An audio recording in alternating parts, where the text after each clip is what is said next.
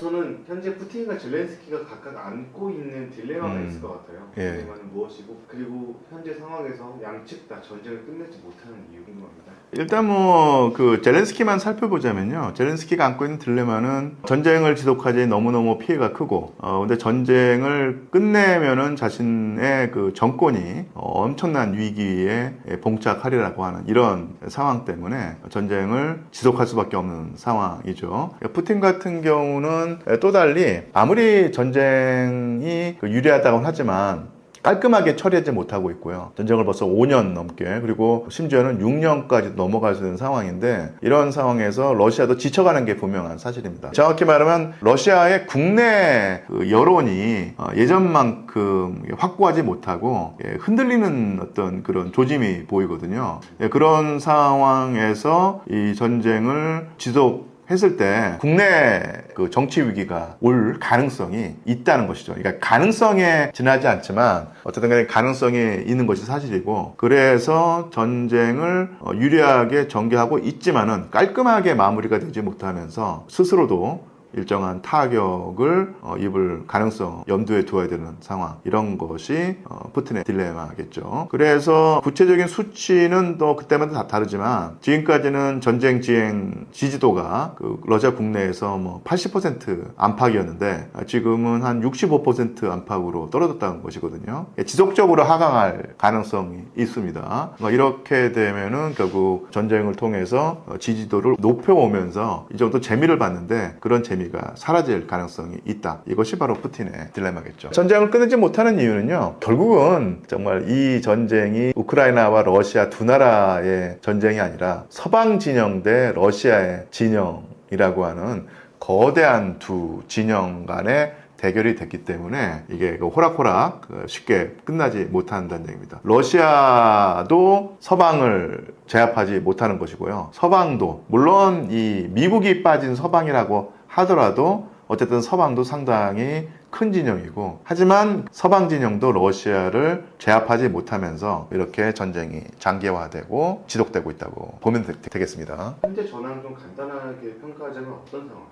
예, 그 전황은 결국 이제 전선만 북한에 놓고 보자면 이제 교차 상태이죠. 사실은 저도 그렇고 제 주위에서 이제 러시아라든지 우크라이나를 연구하는 학자들이 만나서 가볍게 얘기를 했는데요. 가장 그때 서로 궁금한 점, 그리고 쟁점이 뭐였냐면, 그러니까 러시아가 왜 이 교착 상태를 뚫지 못하느냐, 이거였었는데, 세 가지 정도의 시나리오를 생각할 수 있습니다. 하나가 뭐냐면, 러시아가 상당히 전쟁 수행 능력이 이제는 한계를 보인다. 내지는 우크라이나가 드론 전력을 활용하면서 나름대로 전력을 끌어올렸다. 그래서 이제 이 교착 상태로 된다고 볼 수도 있고요. 또 한 가지가 반대편에 있는 추정이자 시나리오일 텐데, 러시아가 또 한 차례의 대공세를 준비하는 과정일지 모른다. 그래서 이제 한번 주먹을 크게 또 뻗으려면 일단 주먹을 이렇게 뒤로 뺐다가 내뻗어야 되지 않습니까? 그러니까 이런 상황일지 모른다는 얘기죠. 그래서 이게 폭풍전이 할지도 모른다. 이런 추정을 할 수 있는 근거는 뭐냐면, 사실은 소련이든 러시아든 대규모 공세는 항상 여름에 벌어졌어요. 나폴레옹도 그렇고 히틀러도 그렇고 러시아를 침공할 때 항상 그해 6월 달에 침공을 했거든요. 그것은 라스푸티타라고 해서 봄에 비가 내려서 지형이 진흙탕, 수렁으로 변해버리는 상황에서 전쟁을 수행할 수 없기 때문에 항상 건기, 비가 오지 않고 땅이 딱딱한 상태로 남아있는 6월에 전투가 벌어졌거든요. 그런 상황을 따져보자면 지금 5월까지는 러시아가 힘을 비축해 두고 있다가 6월, 7월에 한번 공세를 펼치지 않겠는가. 그런 면에서 대공세를 앞둔 교착 상태라고 볼 수도 있겠고요. 근데 사실은 저는 지금까지 설명드린 두 시나리오는 좀 상대적으로 가능성이 떨어지고, 제가 생각할 때 가장 가능성이 높은 어떤 그런 추정이라는 것은 결국 러시아로서는 전쟁을 일으킨 전략 목표를 완전히는 아니더라도 상당 부분 달성했다 보는 것이죠. 우리가 이 전쟁을 보면서 가장 그 큰 착각이랄까요? 아니면 오해를 하는 것이 뭐냐면, 러시아의 전쟁 목표가 우크라이나 전체를 점령하는 것이다 라고 생각하기 쉬운데, 러시아는 일단, 물론 당연히 우크라이나 전체를 점령하면 제일 좋겠지만, 러시아의 가용한 그 전력상, 병력의 규모상 우크라이나라고 하는 그 큰 나라를 다 점령할 수는 없다. 그래서 현실적으로 가장 좋은 곳은 우크라이나의 서부, 그 다음에 현실적으로는 우크라이나의 동부 영토의 한 20-30%를 차지하는 것이 가장 현실적으로 가능하다, 이렇게 생각을 하거든요. 근데 전쟁을 일으킨 목적은 역시 우크라이나가 나토에 가입하지 못하게 하고, 그리고 우크라이나의 국방 역량을 현저하게 떨어뜨려서, 다시 말하면 전쟁을 수행할 수 없는 국가로 만들어서 러시아의 국가 안보를 확보하겠다는 것이었는데요. 그런 면에서 지금 우크라이나 동부 20%를 점령해서 그 전에 우크라이나 민족주의자들과 중앙정부로부터 탄압을 받은 러시아계 주민들의 안위를 지금 확보했고요. 그 다음에 그것도 영토로 선언을 했고요. 그러면서 목적을 하나 이루었다고 볼 수 있겠죠. 그 다음에 그 우크라이나에게 심대한 타격을 가해서, 여기서 말한 심대한 타격이라는 것은 결국은 그 인구 구조에 대한 타격입니다. 그러니까 무기를 들고 싸울 수 있는 젊은 남성들의 그 풀을 현저히 축소해서 지금 우크라이나는 병력 부족에 심각하게 시달리고 있거든요. 당장 그 드론 전력을 많이 쓰고, 어떤 경우에는 로봇 전투 기계까지도 활용하는 목적이, 테크놀로지의 발달도 있지만 결국 그 우크라이나의 병력이 너무너무 부족하기 때문에 그것을 메우려고 그런 쪽으로 나가는 측면이 상당히 크거든요. 근데 이런 그 병력 부족은 일시적인 현상이 아니라 아예 그 우크라이나의 20대, 30대, 40대 남성들이 죽거나 다치거나 아니면 아예 우크라이나를 떠나서 해외로 나가게 만드는 이런 그 상황을 조성하는데 러시아가 성공한 것도 분명한 사실입니다. 우크라이나가 지금 그 전까지 전쟁을 일으키기 전에 인구가 그 4,500만 명 정도였는데 지금 반토막이 났거든요. 그리고 그 상당수가 그 젊은 남성들입니다. 그런 면에서 우크라이나에게 타격을 가한 러시아의 그 전략 목표가 다시는 러시아에게 안보 위협을 가하는 그런 국가가 더 이상 못 되게 만드는 것이었는데, 그런 면에서 이제 목적을 이뤘다는 얘기죠. 그러니까 러시아가 내친 김에 더 공세를 강력하게 펼쳐서 우크라이나의 중부 그 지역까지 영토를 차지하면 제일 좋겠지만, 그러려면 러시아로서도 상당히 많은 인명피해를 겪어야 됩니다. 지금 대충 그 한 30만 명 추가 동원해서 한 60만 명, 70만 명 가지고 전쟁을 수행하고 있고, 전선에 투입되는 병력은 그 절반에 불과하다고 할 수 있거든요. 그런 병력 가지고 1000km가 훨씬 넘는 전선에서 공세를 펼치고 점령을 하고 하려고 하면 훨씬 더 많은 병력을 동원해야 될 것이고, 병력을 추가 동원하는 순간 정권의 안위가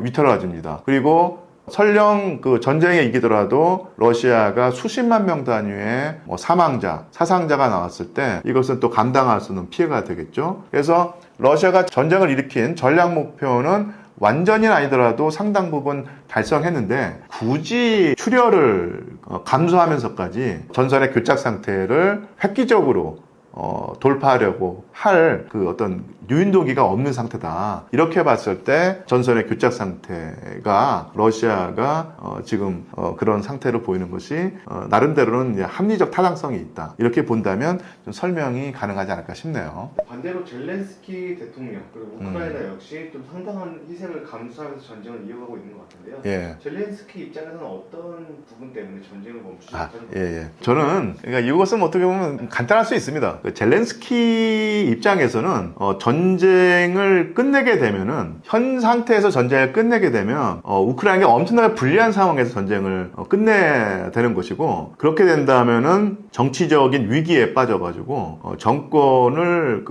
내주거나 아니면은 빼앗길 가능성이 있다는 거예요. 그런 상태에서는 젤렌스키로서 절대로 전쟁을 끝내려고 하지 않겠죠. 저는 조금은 좀 세게 말해서 젤렌스키는 독자적인 어떤 정치인이 아니라 그러니까 우크라이나에 있는 강경 민족주의 세력, 푸틴의 어법에 따른다면 그 네오나치 세력의 일종의 그 하수인 내지는 그 허수아비로 봅니다. 우크라이나 전체에서 강경 민족주의 세력이 차지하는 어떤 비중이란 것이 크지 않을 수 있지만 적어도 우크라이나 정계에서는 이들이 상당히 큰 영향력을 가지고 있고요. 더더군다나 5년 동안 전쟁을 수행하면서 이들의 어떤 목소리가 더 커진 것도 분명한 사실입니다. 그래서 이 우크라이나의 강경 민족주의 세력에게 젤렌스키가 현 상태에서 전쟁을 끝내고 러시아에게 유리하게, 우크라이나에게 불리하게 전쟁이 매듭지어진다면 이것은 절대 용인할 수 없는 상황이거든요. 그런 방향으로 젤렌스키가 항로를 설정하려고 할 때 젤렌스키와는 함께 할 수 없다는 판단을 내릴 것이고 여러 가지 방법으로 젤렌스키를 제거한다든지 아니면 내치려고 하겠죠. 그런 상황에서 독자적인 정치적 기반이 없는 젤렌스키 대통령으로서는 결국은 자신의 뒷배인 아니면 자신의 그 배후 세력인 그 정치적인 기반이 되는 우크라이나의 강경 민족주의 세력의 눈치를 볼 수밖에 없고 그들의 요구 조건을 들어줄 수밖에 없고 국가 전체로서는 엄청난 비극이고 타격이고 위협이겠지만 결국은 전쟁을 수행해야 되는 상황이 바로 젤렌스키의 어떤 상황이라고 보고요. 그것은 우크라이나의 강경 민족주의 정치 세력과 젤렌스키 정치인 사이의 관계를 우리가 좀 눈여겨본다면 그것이 뭐랄까요? 좀 충분히 타당성 있는 분석이다 이렇게 볼 수 있겠죠. 만약 올해 안에 휴전 협상이 시작된다면 어떤 방식이 가장 현실적일지 그리고 현재 전선을 기준으로 한 영토 동결 가능성은 전혀 없을까요? 예, 우크라이나의 그 강경 민족주의 세력을 뭐 배제하고 러시아 그리고 지금 우크라이나 젤렌스키 대통령의 어떤 국제적인 지지 기반이 영국, 프랑스, 독일, 서유럽 국가들의 입장만을 놓고 보자면 결국은 현재의 영토 동결 상황에서 협상이 시작되고 매듭져질 가능성이 큽니다. 그래서 영국, 프랑스, 독일 대표들과 국가 수반과 젤렌스키 대통령이 만나서 제시한 그 5대 조건, 종전 5대 조건에서도 1991년 우크라이나의 국경을 다시 되찾는다는 것은 이제 젤렌스키 대통령조차도 포기하고 현재의 접촉선을 협상의 기준으로 삼는다라고 했다는 것은 결국은 현재의 전선을 기준으로 영토를 동결한 상태에서 달리 말하면 우크라이나 동쪽 20%의 영토를 러시아에게 준다는 전제로 협상이 진행될 가능성이 있거든요. 그러니까 이것이 가능성 정도가 아니라 현재로서는 가장 현실성 있는, 그러니까 우크라이나로서는 정말 분하고 억울하겠지만 현실을 인정할 수밖에 없는 첫 번째 전제 조건이 아닌가 싶습니다. 중에서 이란 전쟁의 불길이 거세지고 있습니다. 근데 그 이후에 러시아와 푸틴 대통령이 있다는 음모론이 퍼가지고 있고 실제로 러시아의 역할이 있을까요? 어디까지로 봐야 할까요? 여기 이 배후에 러시아 내지는 푸틴 대통령이 있다고 했을 때 이 배후란 말을 일방적으로 이스라엘과 미국에게 당하는 이란에게 도움을 준다 아니면 원조를 준다 뭐 이런 차원이라고 하면 그 표현이 맞는데 이란의 어떤 이 행동 방침을 러시아가 정해준다. 러시아가 원하는 대로 이란이 움직인다. 이런 식으로 보면 이게 맞지 않는 분석이겠죠. 러시아는 지금 우크라이나 전쟁 하나만으로도 허덕이면서 제대로 매듭을 못 져서 절절매는 상황인데 거기다가 또 어떤 힘이 남아돌아가지고 이스라엘과 미국을 상대로 척을 지고 이란을 자기 마음대로 조정을 해서 자기의 국익을 취할까 생각을 해보면 사실은 좀 믿음이 안 가죠. 일단 이란은 남의 말을 듣지 않는 국가입니다. 이란도 나름대로 그 지역의 강자와 패권을 주장하는 국가여서 러시아가 하라는 대로 움직이는 국가도 아니고요. 또한 단기적으로 이란이 미국과 전쟁을 하면서 러시아가 얻는 이득이 분명히 있겠지만 중장기적으로는 사실은 그 러시아에게 도움이 되지 않습니다. 그래서 이란의 배후에 러시아나 푸틴이 있다. 음모론 이런 식의 분석은 그야말로 음모론 차원에서 좀 뭐랄까 제쳐져야 한다고 생각을 합니다. 배후까지는 아니지만 확실히 예. 그 메시지를 전달하고 있는다. 예. 또 이런 게 나왔어요. 러시아가 이제 이란에 미국 군사 자산 예. 정보를 좀 넘기고 있다. 그거는 어디까지 실체? 요거는 사실은 충분히 추정이 가능하죠. 이란이 이스라엘과 미국을 상대로 버티면서 체제를 유지하는데 러시아의 그 위치 정보를 받아서 크게 이걸 이용해서 버티고 있다고 볼 수 있죠. 충분히 예상할 수 있는 일인데 또 우리가 외신을 보아왔듯이 이란의 그 방공망이 이스라엘과 미국의 어떤 전략 폭격을 막아내지 못하면서 엄청난 피해를 입었지 않습니까? 그런 상황에서 이란이 나름대로 반격을 가할 수 있는, 물론 주로 이게 중동 국가에 있는 미국의 군사 시설이겠지만 그쪽을 타격하고 이스라엘도 할 때 정밀 타격을 할 수밖에 없어요. 왜냐하면 그나마 가지고 있는 반격 수단이 드론과 미사일뿐인데 아무리 양이 많다고 하더라도 이것을 계속 날려 보내는데 정밀 타격을 하지 못하고 엄한 곳에 떨어지게 되니까 쉽게 말하면 소모가 되면은 그 다음에는 어떻게 막아낼 방법이 있지 않겠습니까? 그래서 비록 이란의 그 타격 무기, 그러니까 드론이라든지 미사일이 많다고 하더라도 이것을 아껴 써야 되는 거예요. 그러면서 성과를 내야 됩니다. 그러려고 하면은 정확한 목표를 정확하게 타격하는 그런 식으로 해야 되는데 우리가 예상했던 것보다 훨씬 더 이란이 이스라엘이라든지 아니면 미국의 중동 내 군사기지를 정확하게 타격을 해서 상당히 큰 피해를 입혔죠. 그래서 한 대 수조 원 한다고 하는, 그리고 미국도 5대밖에 가지고 있지 못하다는 그런 조기 경보기 한 대를 완전히 이란이 드론인가 아니면 미사일 공격을 해서 완전히 완파를 해서 미국의 작전 능력에 엄청난 그 차질을 빚게 만들었는데요. 이런 위치 정보 자산은 당연히 러시아가 제공을 했겠죠. 그것은 분명한 사실인 듯합니다. 그래서 결국은 달리 표현하자면 이란이 러시아 뜻대로 움직이는 나라는 아니지만 이란이 미국과 이스라엘을 상대로 버틸 수 있었던 든든한 뒷배가 러시아의 위치정보 자산 제공, 이렇게 볼 수 있겠죠. 물론 트럼프 본인은 아니고 밑에서는 그 러시아를 비판하고 비난하는 모습은 있었지만 또한 사실은 이게 참 재밌죠. 미국이 물론 그 바이든 행정부와 트럼프 행정부가 좀 차이는 있지만 어쨌든 간에 러시아를 상대로 우크라이나가 반격을 가할 때 아니면 방어를 할 때 미국으로부터 제공받은 위치정보 자산을 이용해서 러시아 군에 타격을 많이 가했거든요. 미국이 이란을 공격할 때 이란이 반격을 할 수 있게 해주는 위치정보 자산을 제공하는 국가가 러시아였습니다. 그러니까 서로 다 알면서 이렇게 하는 것이죠. 그러면서도 또 정부 차원에서 협상을 한다든지 아니면 그 트럼프 대통령과 푸틴 대통령이 만나서 협상을 할 때는 서로 다 알죠. 알면서도 더 화기애애하게 웃으면서 악수를 하는 이런 모습이 연출되거든요. 그러니까 이런 식의 그 강대국끼리는 자기네끼리 어떤 그 클럽을 형성하고 놀 때 보통 다른 나라 사람들이 이해하지 못하는 행동을 많이 하는데 이런 것이 대표적인 예가 되지 않을까 싶습니다. 그러니까 쉽게 말하면 자기 아래에 있거나 아니 자기 부하를 시켜서 상대방을 서로 공격하게 하지만 또 그런 또 그 큰형님이나 아니면 보스가 만나서는 그런 거를 크게 문제 삼지 않으면서 또 웃는 모습으로 또 그 모습을 보이는데요. 그러니까 이런 대표적인 예가 바로 현재의 그런 미국과 러시아가 아닐까 싶네요. 네, 러시아는 공식적으로 중동 전쟁의 조기 종식을 주장하고 있습니다. 그럼에도 서방에서는 이제 러시아가 전쟁 장기화의 수혜자가 될 수 있다고 분석하고 있고요. 예. 실제로는 어떻게 봐요?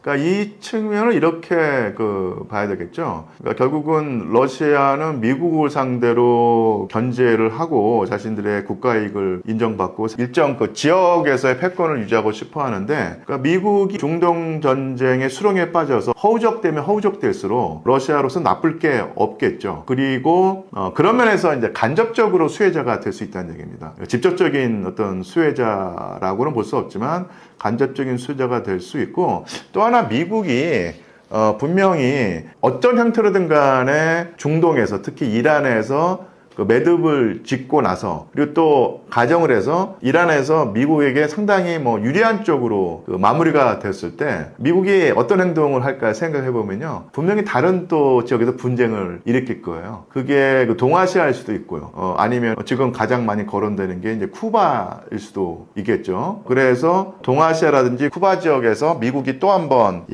호전적인 모습을 보여서 분쟁을 일으킨다고 했을 때 러시아로서는 일단 동아시아는 자신들에게 또 일정한 뭐랄까요 지분 있는 지역이어서 나몰라라 할 수 없는 상황이죠. 직간접적으로 개입을 해야 됩니다. 그리고 쿠바 같은 경우는 이게 미국의 앞마당이고 그리고 러시아가 지금까지 쿠바와 상당히 긴밀한 관계를 지녀왔죠. 그래서 미국이 쿠바에게 들어가는 모든 석유, 에너지 수입을 봉쇄했을 때 그나마 한 달 버틸 수 있는 석유를 제공해 준 나라가 바로 러시아였습니다. 쿠바에게.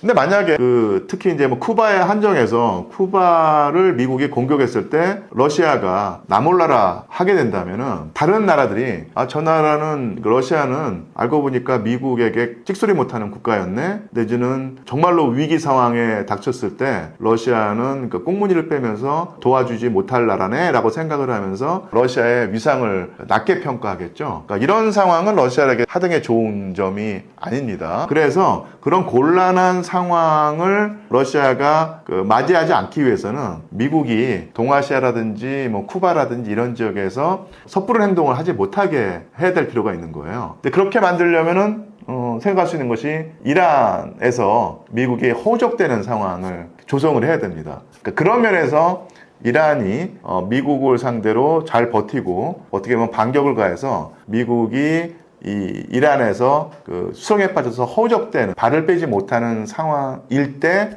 러시아는 다른 지역에서 분쟁이 생기지 않는 그런 상황이 되기 때문에 장기적으로 중동 사태, 이란 전쟁의 장기화의 직접적인 수혜자는 아닐지 몰라도 간접적인 수혜자가 될 수 있다. 뭐 이런 상황은 충분히 예상할 수 있겠죠. 미국에서는 이제 중국, 러시아, 이란을 묶어서 크링크라는 신패권 축으로 부르기 시작했는데 이게 정말 한 축이라고 부를 수 있을 만큼 강력한 건지 그리고 중동 전쟁의 불씨가 북한을 거쳐서 한반도까지 위기로 번질 수 있을까요? 글쎄요. 이게 결국은 이 크링크라고 하는 나라가 하여튼 중국, 러시아, 그 다음에 북한, 뭐 이란 이런 나라일 텐데 결국은 미국의 말을 듣지 않는 나라거든요. 그러니까 미국은 항상 뭐 악의 축이라고 부를 때도 있었고 아니면 뭐 불량 국가라고 하는 표현을 쓸 때도 있었고 자신들의 말을 듣지 않는 나라들을 계속 그런 식으로 호칭하면서 미국의 어떤 뭐랄까요 여론을 유리한 쪽으로 끌어모으는 그런 전략을 썼었거든요. 그런 어떤 맥락에서 이거를 보면 될 것 같습니다. 그래서 늘 미국에게 도전까지는 아니더라도 말을 듣지 않는 나라들은 분명히 있었고 이 나라들을 다른 표현으로 이제 불러왔었는데 현재는 미국이 그것을 크링크라고 하는 말을 만들어냈다. 근데 이것이 과연 미국을 근본적으로 위협하는 상황인가는 따져봐야 되게 문제겠지만 미국은 항상 적이 필요하고요.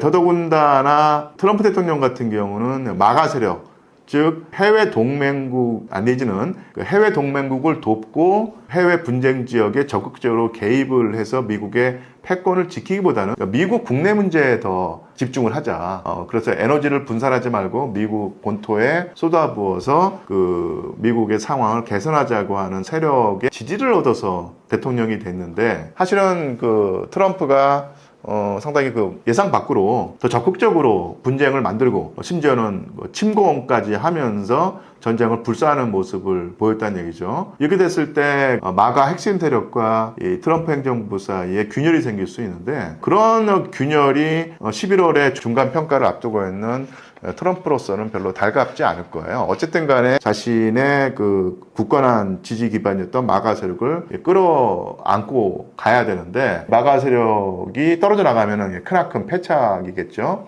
그때 그런 식의 어떤 비판 여론을 무마할 수 있는 가장 좋은 방법이 역시 그 외부의 위협을 강조하는 것입니다. 그래서 외부에 우리 미국의 핵심 이익을 위협하는 국가들이 있다. 그리고 그 국가들을 구체적으로 지목을 하고 거기에 또 어떤 이름을 씌워서 미국의 어떤 여론을 트럼프 지지 쪽으로 끌어모은다든지 아니면 최소한 트럼프의 반대를 이렇게 좀 누그러뜨리려고 할 텐데 그런 맥락에서 이 크랭크란 그 개념을 만들어냈다라고 볼 수 있고요. 그런 면에서 일종의 그 뭐랄까 늘 그 있어왔던 어떤 그 적대 국가들을 달리 포장을 해서 좀 신상품인 것처럼 이렇게 보여주는 그런 전략이라고 보면 되지 않을까 싶네요. 원론적인 얘기지만 한국에서 살아갈 때 국내 문제도 벅차고 골치가 지끈지끈 아프지만 사실은 이게 한국이라는 나라가 결국은 이 국제 정세에 엄청난 영향을 받는 나라이기 때문에 국제 정세에 대한 깊이 있는 이해와 관심이 일반 시민들 에게도 필요하다 이런 말씀을 드리겠고요. 또한 뭐 제가 러시아사 유럽사 전공이어서 그런 측면도 있지만 또한 그 러시아는 어쨌든 간에 유럽의 지역 강자 그리고 국제적인 위상을 가진 강국 그리고 또 특히 동북아시아에서 한반도를 둘러싸고 있는 4대 열강 중에 하나이기 때문에 우리가 러시아라는 나라의 어떤 뭐 도덕적인 윤리적인 호호 감정을 떠나서 저 나라가 어떤 나라인가를 이해하는 것이 상당히 중요합니다. 그런 점에서 저도 이제 그 문제의식을 느끼고 러시아라고 하는 나라를 이해할 때 가장 중요한 어떤 그 한 요소가 러시아 군대라고 하는 조직이라고 저는 보거든요. 러시아 군대를 이해해야지 러시아를 이해할 수 있고 러시아를 이해해야지 국제사회를 이해할 수 있다는 얘기입니다. 그래서 제가 최근에 로저 리스라고 하는 미국 학자가 쓴 러시아 군대 역사라는 책을 번역을 했어요. 그래서 지금 시중에 나와 있는데 그 책을 한번 읽으면서 러시아 군대의 어떤 속성을 이해하고 러시아라는 나라를 이해하게 된다면 우리 한반도를 둘러싼 국제정세 아니 글로벌한 차원의 국제사회를 이해하는 데 도움이 되리라고 생각을 합니다. 여러분 일독을 권유합니다. 예.